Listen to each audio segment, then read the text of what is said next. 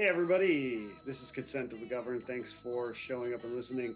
I don't know why I can't do any single one of these intros without smiling. It's like I'm always smiling on these things. But today we got another smiley cat down there with us, Ethan Lucas, and this cat is not only somebody who's a freedom advocate, but also a musician, like the other two here at Consent of the Governed. And I do believe we need a few more of us. Musicians and freedom advocates, because I think this world is lacking those two things. But Ethan Lucas is on a chat channel on Telegram with Rice and myself and Tom, and I got into some of his stuff, started looking at everything, and was like, that's the guy that we should probably get on here and just have a good conversation with. And as we were just saying, it's going to be a conversation. We're not looking to get too professional here. And in that, Tom, welcome. Thank you very much. This is Tommy Patterman, Consent to the Governed. We got like 5 subscribers and like 0.08 people have watched our videos. We actually have fractions of people that watch. Yeah. Well, it's a couple Satoshis, According to the de facto government, you can have 1.2 children per family. And 0.06 voters. Yeah. Yeah. So, Ethan, for people who don't know who you are, why don't you go ahead real quick and just say, "Hey, I'm Ethan." Hey, I'm Ethan. Perfect asking you shall receive, right? Perfect introduction. No, but introduce yourself and tell them where you can find. I'm always horrible about introductions. I guess I should come up with one of those elevator pitches they talk about, right? That's for investors. No, yeah, it sounds canned, and that's why I don't have one, because I don't like to sound canned. In fact, on my own show, the Ethan Lucas Show, which is on ethanlucas.com. I literally am just always unscripted. I wouldn't say unprepared, like I know what I'm going to talk about, but I do it that way on purpose. I like to just kind of let the spirit lead me and just go where it takes me. And, I have a basic idea of what I'm going to talk about, but that's what I do, as a journalist, talk show host, and an author. I do have one book out currently. You can actually buy it on my site. It is on Amazon, and I put it on there just so people could access it who couldn't figure out the whole website download thing, which is pretty easy, but some people are just like all about Amazon. So I'm like, all right, I'll give Jeff Bezos some of my money, but I imagine at some point they'll probably kick me off of there anyway. Right. But so there's that. And then like you said, I'm also a musician, originally born and raised in the Buckeye State, Ohio, and moved down to Nashville, Tennessee to just kind of do the Nashville scene for a while. It's been almost a decade now, but I'm back and forth all the time between the two states. I do business between the two, and music in both. And to be honest with you, I actually do more music in Ohio. Well, when COVID popped, I literally didn't play any shows at all last year because of COVID. But I actually typically do more shows in Ohio than I do in Tennessee. It actually sucks to play in Nashville now, to be honest with you, unless you just want to play, go on Broadway and play all the canned sets that they do, cover songs and stuff. I'm over playing covers. Yeah. We know we used to play 3 hours worth. Oh yeah. All over the place. 4 to 5 of those a week, and just it's. We definitely put our time in, but there comes a point in time where it's like, no, I want to play early because I'm old and I want to play, a 90-minute set. That's all you're getting. It's going to be intense. Yeah. I'm going to be fucking beat afterwards, but that's all you're going to do. And I think quality over quantity is better anyway. Absolutely. I remember I went and watched Dave Matthews Band in Charlotte. I don't know, maybe like 6 years ago or something like that. 7 years ago. I don't know what it was.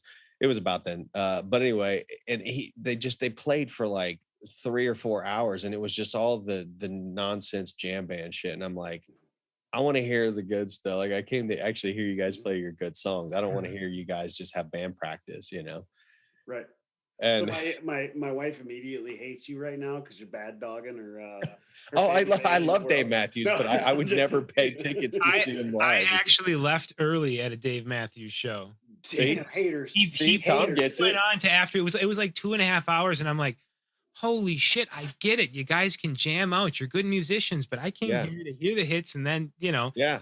because that's what you do when when you go see a yeah, band, and Yeah. that's they overdo the jam band stuff. right, It's like, right. Yeah, and I literally feel like I'm just listening to band practice. I'm like, Yeah. nah, that's not what I paid for. So yeah, yeah, I would rather somebody put on a shorter show but higher quality, you know. Right. Mhm.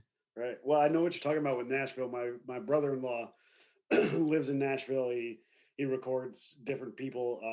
Owns Crashline Studios. Does a couple of different things there. He's recently starting to run live sound for some folks out there, and Yeah, just being there twice and going down Broadway, it is legit one of the most annoying things in the world. it's super annoying. Like, You rarely ever hear an original. oh yeah, no, you don't. I mean, unless you want to go hang out like at the Bluebird Cafe or the Listening Room or something. But the stuff that's being turned out of Nashville now, anyway, just sounds completely canned to me. Mm. I don't even like it. Like Yeah. it's weird. I don't even know how to explain it. I mean, honestly, it's probably why I've been spending more time back in Ohio again. Because when I went down there originally, it still felt like Nashville 10 years Mhm. ago. Now it's completely different. I mean, it's completely congested. There's a ton of like a huge influx of migrants from all the other big cities like LA and Chicago and New York. They're fleeing those cities in That mass. seems to be the And trend here lately, man. Between yeah, Nashville and so Nashville's like the LA of the eastern Mhm. part of the United States, and it's not like you go down south to be in the south. You go to Nashville to be in Nashville. It's not even Nashville anymore, and No. the whole industry's changed anyway with the technology. I think our I mean, buddy's down there, Sully. What's his name? Remember the guy with the really great hair? Jeff's buddy, the guitar, Dave Marshall. Oh, Dave Marshall. Yeah. Yeah, That he's cat, he always had his hair game on point. gosh, he still does, man. The guy's got a mane. It's just like it's a hell of a guitar player too. The guy Yeah. fucking whale, man. Yeah, he was playing with some pretty, high level folk. Oh, back he in was the day, touring with doing a lot Michael of- Jackson back in the day. He was, Yeah. but he was a Right. big LA guy. Like that's where Yeah. he was, and that's where he got all his opportunities. And he had moved out to Nashville Makes sense. probably around the same time you did. yeah, I feel like there's a lot of like even A-list celebrities that have moved to Nashville because I mean, just being there for so long, I've just seen so many of them in restaurants and passing them on the street and stuff like that. Like it's no big deal. And I guess the reason they go there is because it's not like it is in New York or LA where they get bombarded by the paparazzi and all the, Right. the crazy fangirls and all that stuff, freaking out. It's just normal. Like, oh, there's Reba McEntire, oh, there's Jeremy Camp. There's, I mean, in all the, Christian rock, country, even just straight up rock. I saw Steven Tyler there. I mean, And, it's and everybody. now it's just young bachelor parties that don't recognize those old fogies. Yeah, And like, they can sit there who's and be Steven Tyler? incognito. Right. Yeah, is that some soccer mom? Is that old lady that sings for Aerosmith? Yes, it is that old lady. Yeah, basically. Yeah, Nashville is an interesting place, though. I mean, the Yeah. first time I was there, it's kind of like Vegas, Yeah. First time you're there, you're like, oh man, I could, really have a good time around here and everything. Well, you else. do for a little bit, and then it gets Yeah. old real fast. Hey, Honestly, speaking And of Nashville, I just want to bring this up before I forget. What was up with the bombing, man? Do you have a? This is going to completely change. I don't know. tone. I honestly don't know. And like when it comes to politics, I've completely shifted gears, and a lot of people, have pigeonholed me in their mind as one of the crazy conspiracy theorists because actually the book that I released the day before election day is called The Jesus Q Connection. But I have a completely different vision and interpretation of what Q is than the mainstream. Most people at this point, they're like, CQ is fake, it stopped, all that. Well, if you read my book, in the way I see it, it's still going, and it's nothing like what the mainstream, kooks and tinfoil hat people, made it out to be. The whole, the group that's all like, oh, Elvis and JFK Jr. are still Yeah. alive with Princess Diana and Jesus on the Yeah. moon, and they're coming back in a spaceship. Well, Like, it's one thing that actually was, if you paid attention to Q, like Sully and I actually did, one of the posts was, there's Q, there's Annans. There is yeah. no QAnon. Well, yeah, and I say that in my book. Actually, I point that out, that it's Q isn't. There's really no problem with Q if you understand Q the way I do. I see it very much. It's written very much like the Bible is, and that's kind of how I made that connection there initially. It's very cryptic, symbolic, and a lot of in my mind, it just seems to me a lot of it's more about driving people to individually wake up, which is the only thing that's going to create real Well, that's change the thing. anyway. Like Sully and I were having this conversation about that, about the fact that Q is a psyop. It's, Yeah, it's yeah, multiple military figures, all, sure. type. But it's designed to do something It's other designed. than what the mainstream is pushing Oh it. God, yeah. What Yeah, what they're so pushing? All this is pushing is unity and just exposing the truth. Yeah. mm, That's why I was always so. Yeah. Well, the problem is the majority of the public has savior syndrome. And so they look at Q and they're like, oh, Donald Trump is going to save everybody. And he's got all these magic people in high places behind him that are going to do all this stuff and take over. It's like legally they can't even do that. And if you watch, like, Donald Trump actually said in one of his last speeches, I did everything I could legally do, Mhm. right. and so it's like, okay, are you guys getting it yet? Like, he's trying to wake you up. You have to understand, you have to take personal responsibility at a local level.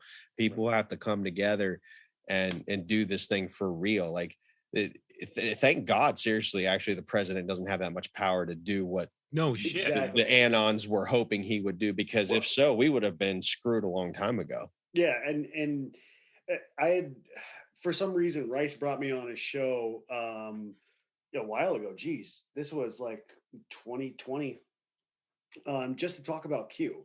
Yeah. And the first question that was asked was, "What do you think Q is?" And I said, "Well, Q is definitely a psyop, and it's to, in my opinion, if I was creating something like Q, because I had Yeah. followed it since 2017, I was like, if it's me, it's something that is being put out there to just go against the mainstream narrative and Yeah. to Yeah. decentralize information and to Yeah. decentralize intelligence. And to me, that's all it did, is it It did. made people more responsible for their own Mhm. information and made them question authority. Yeah. Well, And for anybody, that's amazing. yeah, that's Anybody, it. And in my mind, and I could be wrong. I'm never above admitting that I'm wrong, but I've analyzed this thing 10 ways from Sunday. I put over 10,000 hours of research into Q alone, and just as a symbologist and etymologist and ontologist, somebody who studies the nature of things and hidden meanings and things like that.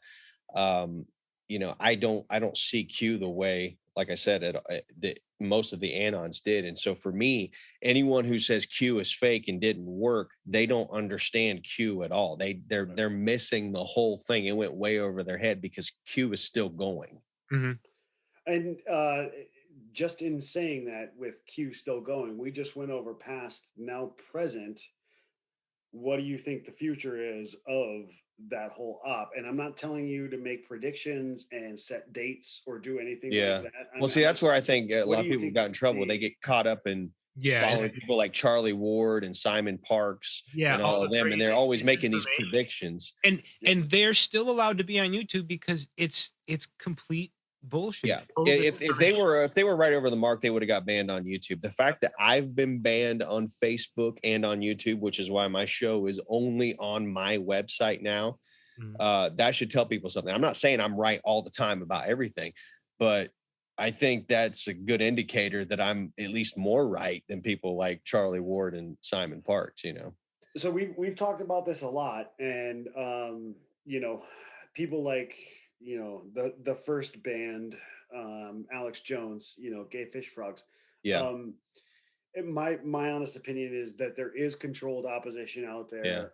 Those I think people, Alex is controlled opposition. I never used to absolutely. think that, but recently I've come to that opinion just because what I see is it's like he does this constant fear porn and fear mongering, Mhm. and he does give good information and he's accurate about a lot of it. But here's the problem: what that does metaphysically is that gets people stuck in this like deer in headlights mode.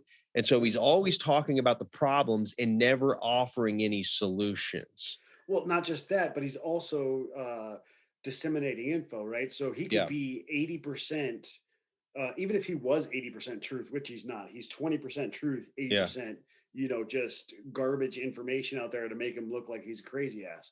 Yeah. And it was shown back in the day during his divorce that he was playing a part. He admitted to it, and I Yeah. know a lot of people It's admit to entertainment. Yeah, it's that's all it entertainment. is. A Yeah. lot of people admit to that crazy stuff when they're in a situation like that, but that's what it was designed to be. Somebody Yeah. else said something very interesting where they said 90% of everything you see on the internet is false and it's all garbage. Well, the same guy was just saying that on the internet, right? Yeah. So is he part of the 10% Yeah. or is he part of the 90? Right. Right. So it's up to us, in my opinion, to disseminate, like, get all this information and put it all together for yourself, and then be able to, bounce this logic off your heart and your Yeah. soul, the spirit. I know you're a very spiritual guy. And then understand if it's truth to us, and then put Right. that out there. Right. And Right. that with that becomes, there's a level of Yeah. responsibility there that's just massive. It When is. you're going to put that out there, it's also extremely, irresponsible to keep it to yourself too. Yeah. If But it's way if you're more being told- irresponsible to spread disinformation, to Oh Right. yeah. misinform people. I There's mean, so that many people doing that. you know, And we're that's doing it why just for you. I got so annoyed finally with people like Simon Parks and Charlie Ward and Santa Surfing and all these others that constantly say, well, this is happening, and they get real excited like, oh, any minute now this is going to happen, this is going to happen. Like, nothing's ever going to happen until we the people make it happen. It's up to us. I mean, just read the Declaration of Independence. The powers of the government are granted by the people, by the consent of the people. So the only thing that's ever going to happen is what we allow to happen. Mhm. Well, and that's what I was going to ask you, man. You got, well, just with the Trump voters alone, but let's look at all the people, that were always conspiracy theorists that have been believing, Uh, you got a celebrity Hollywood elite cabal eating babies, for the yeah. last 25 years. Frazzle drip. so not only do you have this, this 70 million people that voted for Trump, but then you have all these other people that have, that didn't vote. So I would say you got about 100+ million people of pissed off people Yeah. in disbelief. Right now, they're still in disbelief. Yeah. Well, actually, I am too, because I know damn well for a fact that the overwhelming majority of the people voted for Donald Trump. Mhm. And I was rooting for him. I voted for him. I sure as hell didn't want, Biden and Kamala Harris to get in there. Not that I think that Trump is the end all be all, or he was actually going to make some major change. But the way I looked at it from the beginning, and I still do, is it's like, obviously the powers that be, the system, the cabal, they hate Donald Trump. And I think that's the art of war right there. It's like, if my enemy hates somebody, then I should be friends with them, So, I was rooting for him and voting for him. Not that I thought that he would do all the stuff that all the Anon study would do, because I knew he couldn't legally or lawfully, he couldn't do it. And that was never the whole point of it. But the fact that he pissed them off that much and he caused that much problem for the system, that's why I wanted Trump in there. Not because I think he's, some super amazing guy and he has all the answers. No, it was how he rallied the people. Yeah. All of a sudden, Yeah.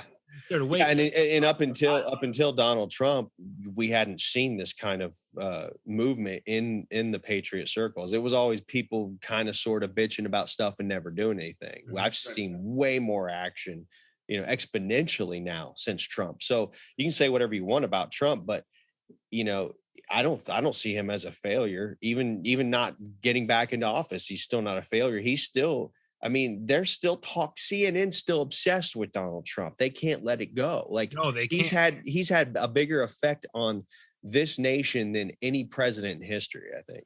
Mm-hmm. I would absolutely say that the only one that would, dwarf him would be the first, and that was when he got rid of his power after 2 terms. That's Yeah. George Washington, because he didn't have to. There was no term limits for a president back then, Yeah. right? Yeah. And turning that over, and saying, hey, after this, I'm done, because he could have just continued to run. Yeah, he could have.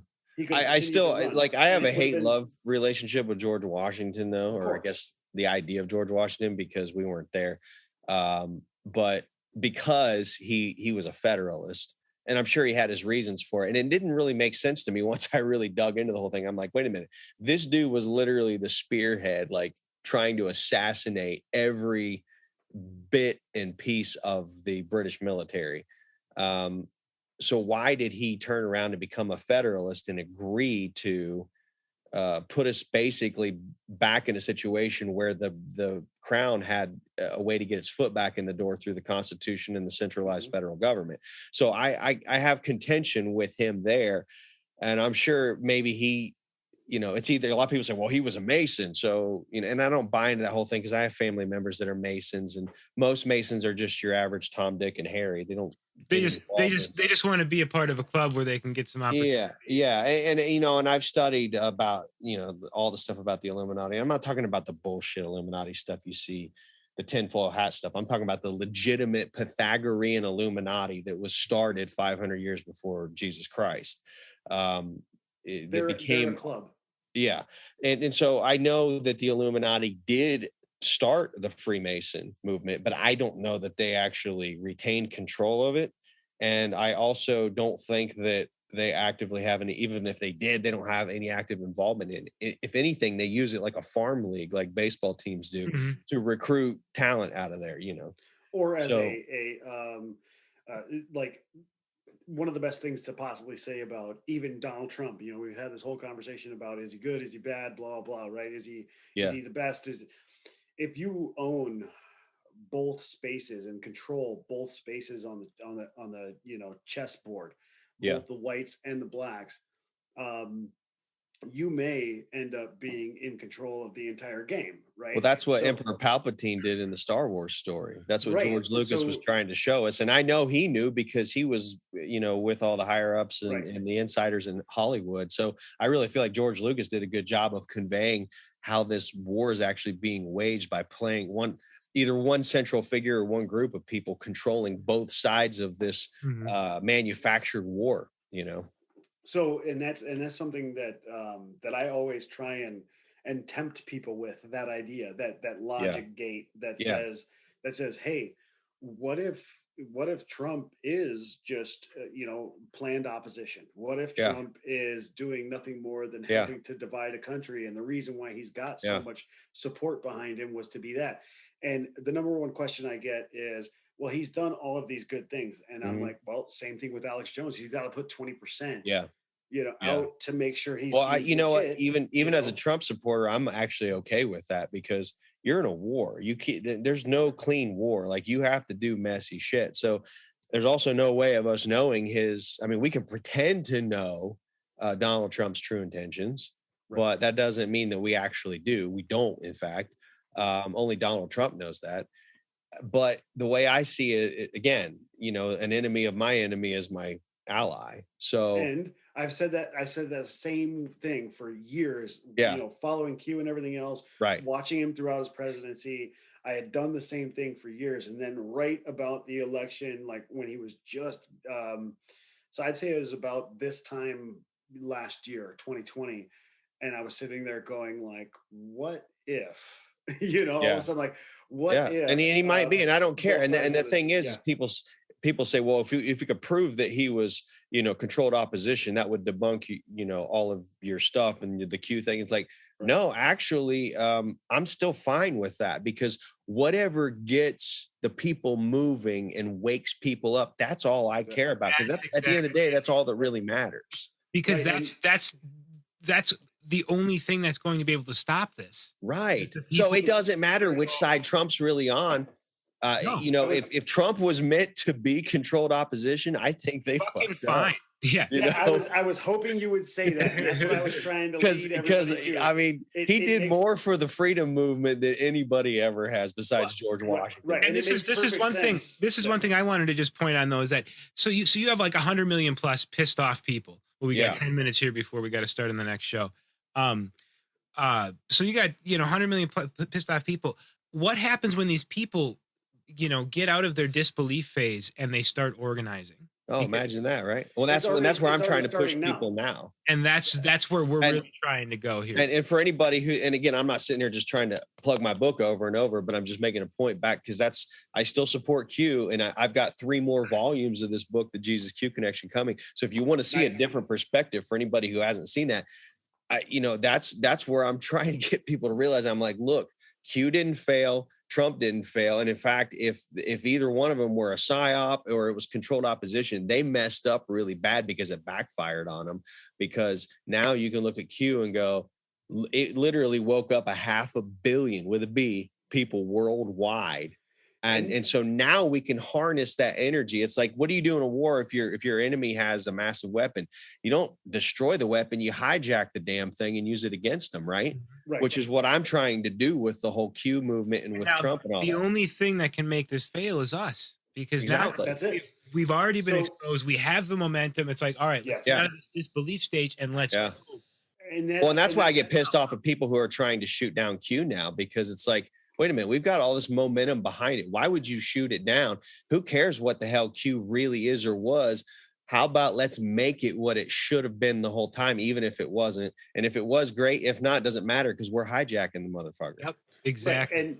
And in my opinion, regarding the movement, like I said, people were just it was about, in my opinion, it was about decentralizing information, making sure that people and intelligence, making sure people knew and they could counter the mainstream narrative. They could do all of the things that were normally in the controls of the cabal, as you put it, right? Yeah. So as you say, and I'm so glad you said it, that they fucked up. Like, if that was a controlled opposition, they definitely fucked up. No, we're in a real good position. All these people freaking out about what's going to happen. Oh my God, we need Trump back. We don't need Trump back. We need ourselves back. Yeah. Okay, so that was my next point. Was a lot of the stuff that he had done, a lot of the stuff that he had said, when people even on the boards would say, what about the vaccine, or all of this stuff, like, well, Trump's pushing a vaccine and this is this and this is that. I was still sitting there going, well, no, he's leaving a choice, and that's the most important thing, is freedom, and you get to make that choice, and you have to find for yourself what's going to be the right way to go forward from this certain point on.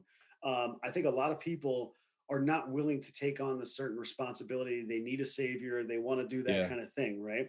A lot of it has been social engineering. A lot of it has been plugged into us. Even through religion, and I'm a religious guy in a sense, more spiritual than religious.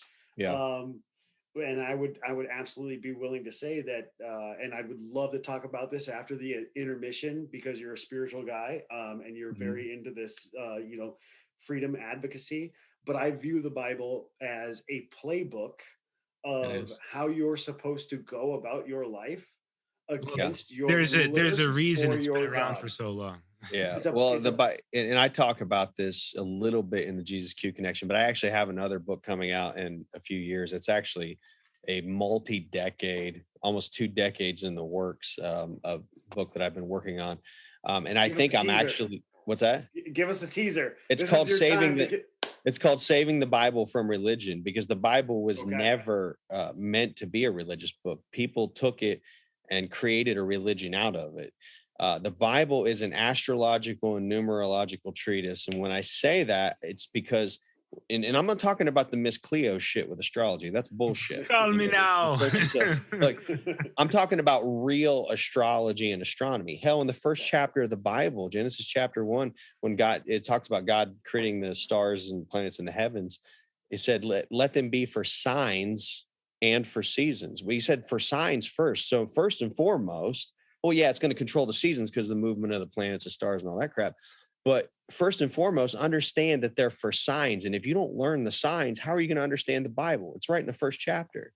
Yep. So, but the signs show you the symbolism, and it's the old alchemic saying, as above, so below. So you learn the signs that it symbolizes. You learn the symbols of the numerology. That's why you see the same numbers repeating over and over and over and over. It's not because it coincidentally happened that way. It didn't happen that way. It's trying to tell you something. And so when you learn those symbols and those meanings, then you can derive what it's actually trying to tell you. And really what it is an instruction manual for how to operate your life and how the universe works and how everything really works. But first and foremost, it's an instruction manual for yourself. You know, it's like it's an owner's manual for your mind, body, and soul. You took that body off I like that. and then you open the glove box, and there it is. Yeah. And a lot of people actually really, they get turned off by this idea. And I talk to a lot of people who, especially here, I'm in North Carolina, Bible Belt, right? Yeah. As soon as you start talking about it, they're like, nope, they shut It's off. programming, man. Everyone's Right. I hate to say it, but it's just like Yoda said, you must unlearn what you have learned, you know. It's Exactly. And you when have I to. tell And them, you have no idea. I even catch myself in the last couple of years, especially realizing how there's certain things that even though all I've done decades of deprogramming, which the Bible coincidentally calls it renewing the mind, Romans 12:2, be not conformed to the world, but rather be transformed by the renewing of your mind. But I've caught myself even in certain circumstances realizing how much I'm still programmed by, I mean, that's what everything is from the time you're born. You're literally programmed to perceive things a certain way, think things are a certain way. And as a psychology major, I can tell you that people build their self-identity around these perspectives that they're programmed with. So when you take that away, it feels like you're literally challenging who they are as a person. That's why they get so defensive. Dissonance. Yeah, cognitive dissonance. It Yeah. actually feels painful. Yeah. And that's why I always, when I start helping somebody, because I do some life coaching too, when I start helping somebody first, I tell them the very first thing they do before I can even help them at all is read Don Miguel Ruiz's book called The Four Agreements, because that'll help you to start understanding you don't take anything personally. Realize that everything, you're watching a movie, like Hugh said, everything's a movie, not just the whole thing with the politics, but everything's a movie. And sit back and be an observer. Don't take anything personally. And then you can start to deprogram and detox from all of the bullshit. Right. If you were into it for a while, I mean, even Tom and I talk about this a lot because we've been discussing conspiracies for 20 plus years, right? Yeah. And we talk about like, oh man, whatever's coming out next, you could just feel it. And even we're going to be surprised with it. And we say that, and it kind of sounds like there's a little bit like an air of confidence or an overconfidence to it. And it's like, well, no, we just haven't been programmed as much as you, especially now. Yeah. But we still have to detox from the, from the garbage. And on I'm that, still doing it. Yeah. And you have to continue to do it. I mean, that's another lesson from the Bible and a lot of other things. Yeah, the Bible says work out your salvation with fear and trembling. It doesn't mean fear as in like you're scared. Fear as in like reverence and respect. Have respect and reverence for the process. Because if you don't, it's like being in the ocean, with 20-foot waves. It's gonna bitch slap you and roll you around. Right. And on that, we're gonna continue. We got to take a little intermission. Okay.